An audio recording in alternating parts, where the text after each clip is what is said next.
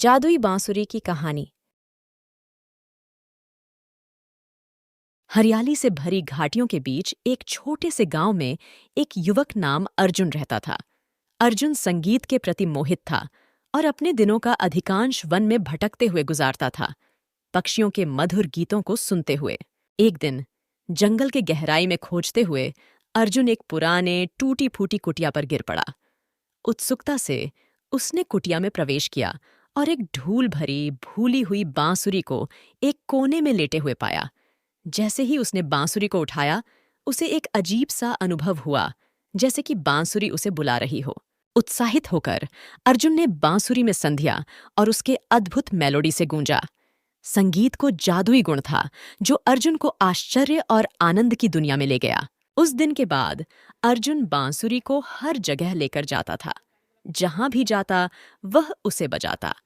वह गांव वालों के लिए उसे बजाता जो बांसुरी की प्रेम गाथा में निहित थे। अर्जुन की जादुई बांसुरी की खबर दूर दूर तक फैल गई और राजा के कानों तक पहुंच गई। जादुई बांसुरी की कथाओं से आकर्षित होकर राजा ने अर्जुन को राजमहल में प्रदर्शन करने के लिए आमंत्रित किया। जैसे ही अर्जुन अपनी बांसुरी बजाने लगा, पूरा महल एक शांति और समाधान की भावना से भर गया।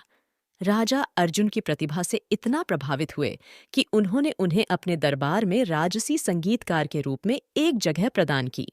अर्जुन का जीवन एक रात में ही बदल गया।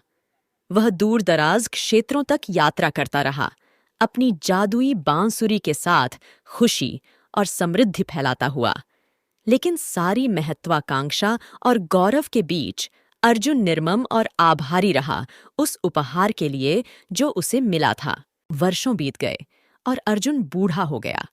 जैसे ही वह अपनी यात्रा के अंत की ओर नजदीकी कर रहे थे, उसने अपनी जादुई बांसुरी को एक दूर दराज गांव में एक युवा लड़के को सौंप दिया, उम्मीद करते हुए कि यह उसे वही खुशी और संग्रह मिलेगा जो अर्जुन को मिला था।